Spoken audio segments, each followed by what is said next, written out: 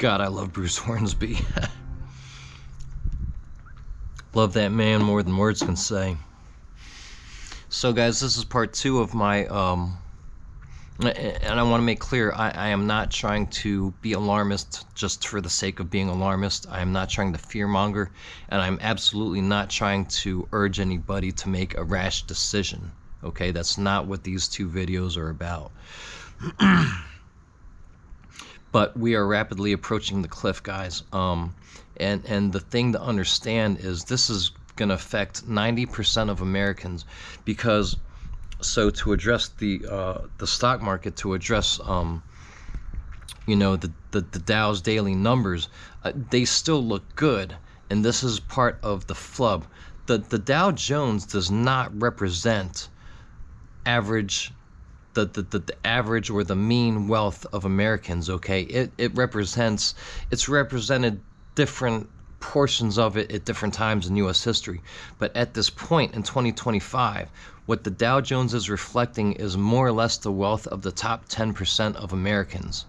Okay, so this is very important to understand. Unless you're in the top 10% of Americans as far as earnings go, and your personal, well, let's say your household income is at least $250,000 a year, then the Dow Jones is absolutely not indicative of you know, where most of us are standing at the moment. Geez, there's just so much to say, but I felt really prompted to make this video. This has been a long time coming, guys. I've kind of given you a little bit of the road to how we got here. Some people would say, you know, like I mentioned, this really began in 2000. 9/11 was a great diversion, wasn't it? Right? I mean, right after Clinton deregulates the economy. Oh, and by the way, he was secretly bombing Afghanistan, I hope a lot of you know, in 1999 and 2000, before the strikes and before the old man in the cave came and you know, came to get us. But anyways, I digress. This isn't a talk about 9/11. I'd love to make that video, guys, but that's one video you're never going to see from me. Sorry. This talk is about economics, but you know, that was a kickoff. There's always a kickoff. There's always an inciting incident, right, to shock and fear, you know, sow fear into the American public, right? So I mean, going with that example, you know, I mean, almost directly on the heels of Clinton's, what was it called? Geez, personal, no, I'm getting my bills mixed up. It was financial instruments. Gosh, I'm sorry. Anyways, after the deregulation of 2000, and like I'd like to remind you, I mean, Clinton himself wasn't necessarily the bad guy. He was definitely a guy on the take. Don't get me wrong, but it was Larry Summers and Alan Greenspan who really got that ball rolling. Clinton signed the paper. Okay.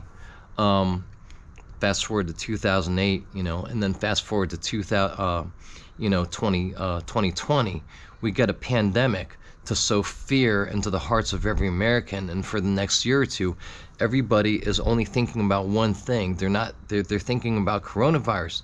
They're not thinking about the markets. They're not thinking about the real estate bubble. Okay, right? They're not thinking about the insane inflation that's already beginning to take shape under false pretenses, right? They're just thinking about coronavirus, right? And that's how these things always happen. As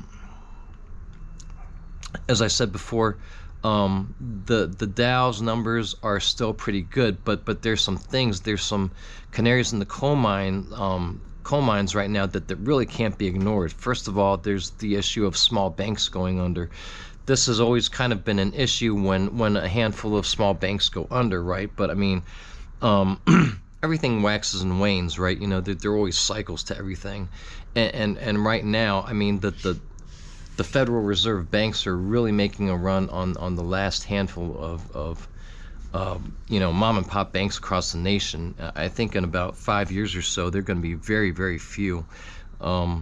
back here in Central Maryland, another small mom and pop's bank has bit the dust. This is one that I remember from my childhood, and that's Sandy Spring Bank. I don't know if you knew that, Dad, but Sandy Spring Bank has now bit the dust. So we've got small banks going under. We've got the auto industry, which deserves a whole nother video. But the auto industry is basically absolutely kaput. And again, I'd like to reiterate that the reason why the car prices are so high, it's that they understand that most Americans can no longer afford what they're asking for a deluxe pickup, or very, very few of us can at this point afford the prices that they're asking for. And mind you, if you watch the interest rates are back up. The days of 0% financing are gone, right? So there's that. But there are a lot of canaries in the coal mine that all of a sudden, right now, here in late 2025, have just kind of, boom, shown themselves. And I know most folks don't pay attention to these things, but these are all unfolding pretty quickly, and you really need to stop and look around. You need to stop listening to the nightly, the talking heads on the nightly news and their diatribes about Russia and Trump and this and that. And you really need right now at this point to focus on one thing: the markets. Real estate has, as everybody knows, has absolutely collapsed. The bubble already burst, right? So back in the late, right before coronavirus, right before 2020, we saw prices soar and soar and soar to the point that, again, 90% of us probably just gave up on owning a new home, if we didn't already own one. I'm among those people. Whereas I thought maybe a few years ago with my promotion, I might be able to afford myself a condo or a townhome in a few years. That's gone. That's off the table now. And by the way, speaking of real estate and private property, they are finding ways very quietly to start making inroads into what you already own. Let me be clear, okay? I don't want to be really specific here. And I know that'll bug some people, and they say, why aren't you being specific? I've got my reasons, but we can already look at a couple indicators, okay? We can already look at the extreme spike that some people are seeing now in property taxes, right? So if you can't price people out with the cost of real estate alone, which they pretty much took care of in the late 2010s, like 2016 or so, right, when things got extremely unaffordable. For those people who were, in the middle to, upper middle class, who still thought they might have a shot, now property taxes have gone up, right? So they always have levers to make, to achieve their ends. If they can't price you out and through various means get people to cough up a certain amount for certain homes in a certain area, they can raise property taxes, and that's exactly what they've done. Another thing that people need to look at right now are zoning regulations that are being rewritten. They are trying to move towards much less private home, single family home ownership. That can't be more obvious.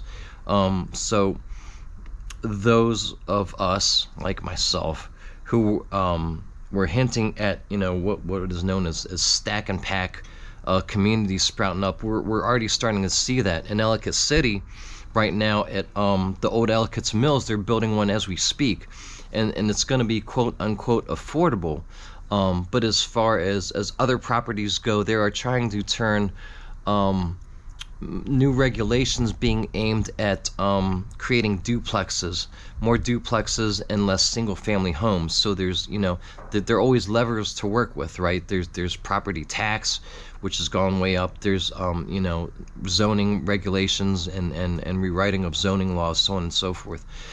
Guys, I could do, 10 videos like this and not fit it all in, but what folks really need to think about right now is what's going on in the economic world. And I'm not giving advice here, okay? Like I said, you need to use your own best judgment. You know your own situation better than I do.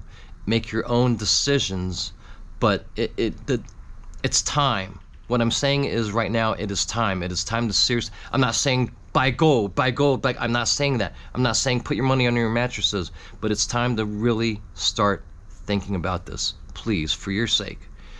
Because this can't be stopped. All you can do personally is mitigate the loss. I'll see you on the next one, guys.